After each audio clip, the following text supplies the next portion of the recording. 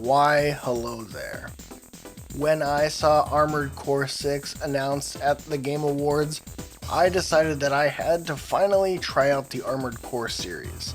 As a FromSoftware fan, starting with the Souls games, I've done some exploration going back and playing some of Kingsfield and some of their older titles, but I hadn't tried Armored Core and now was the time. Being someone who likes to start from the beginning, I decided to pick up Armored Core 1, released by FromSoftware in 1997 for the PlayStation 1, and this video is responding to, does Armored Core 1 hold up, and do I think it's a good place to start with the series as someone just jumping in? Spoilers, I think the answer is yes. I do think that Armored Core 1 was surprisingly fun and held up surprisingly well, and as a result, I think it is a good place to start the series if, like me, you want to start in chronological order. I don't think that it is one of these cases where you should just skip it because it's too difficult. I think it's actually a really nice entry point from my experience and from what I've heard from Armored Core fans.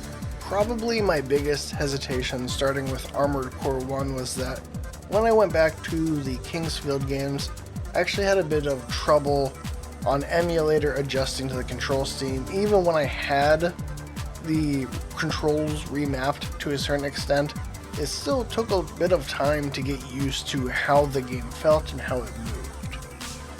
This wasn't really the case with Armored Core 1, it actually feels pretty good. I did remap the controls, and one caveat is unless you have a PlayStation 1, my experience is by using an emulator on PC, so keep that in mind. But I do think that it feels pretty good for a 1997 game, and it was relatively easy to get used to the control scheme with some minor remapping. My next thing, as someone who was in the target audience age-wise, someone in their 30s, this game could have easily been a game that I played as a kid. I just didn't have the console for it. So I was worried that it might be too opaque or that I didn't want to play through the game using a guide or anything like that. But also I do find it difficult to sometimes go back to older games just because they're just more obtuse in a way that with the controls combined, doesn't always motivate me to play through them.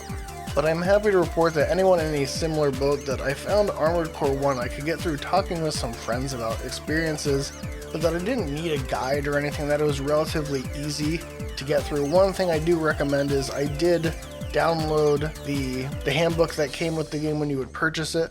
I did read through that because it's always fun to go back to old, inserts for games because it's sort of a lost art, but also because it gives a bunch of background information about the world as well as the controls, and it sort of puts you in the mindset of someone playing the game in 1997. And so for those reasons, I think AC1 is a great place to get started if you're diving into the series, because from what I understand, it only gets more complicated. So it's actually a good foundation to understand following games. And as far as Armored Core 1 holding up in this year of our Lord 2022, soon to be 2023 at the time of recording this, it is really fun. And I think it's really interesting to play a game as a FromSoftware fan that doesn't really register as FromSoftware to me. For Kingsfield, I could definitely see the lineage from Kingsfield to Dark Souls. With Armored Core 1, it has quite a different vibe while still having a few things that reminded me of FromSoftware as I understand them, and that were actually really fun and appealing in the game. One of the biggest things is that it does have like a stamina management system, and in some ways, that seems to always be at the core of FromSoftware game, that it's called energy in this, but it still is managing your energy as you go around, and it's a really big part of your build, which definitely did give me some FromSoftware vibes.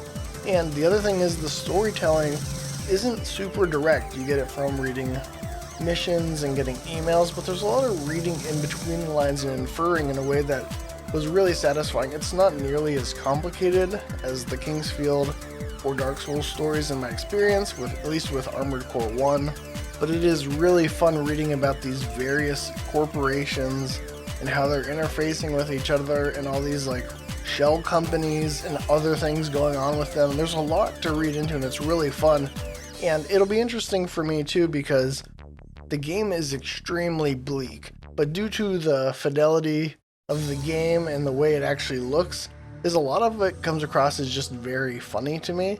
And I'm curious to see, as the fidelity of the game goes up and maybe the tone shifts, if that it continues to be sort of darkly humorous, because it is a very funny game.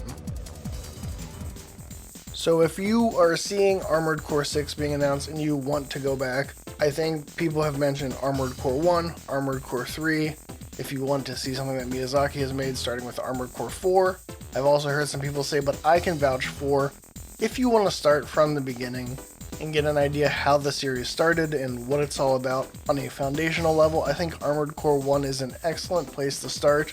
If you have a PlayStation 1 or you can emulate, I can highly recommend Armored Core 1. For a game of its vintage, I think it's very easy to get into, and the story is a lot of fun, and it's a great way to better understand what Armored Core is all about. If you're looking for more Armored Core and more Elden Ring, more Souls, more FromSoftware content, this is the channel for you. Please subscribe to The Lore Hunter, and if you enjoyed the video and you found it helpful, please give it a like, and give me a comment in the comments if you've tried out Armored Core 1, your history, and where you're starting. I'll be curious to get different impressions from people who have started in different places. Thanks for watching.